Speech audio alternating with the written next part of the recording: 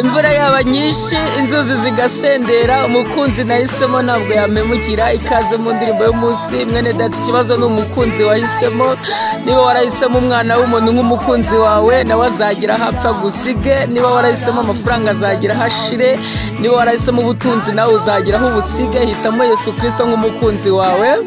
Dawidi yaranditse aravuga ngo ariko njyeweho kwegera Uwiteka niko kwiza kuri nge, ngo Imana nayigize agakiza kanje n'ubuhungiro bwanjye. Yesu agumugisha, amen.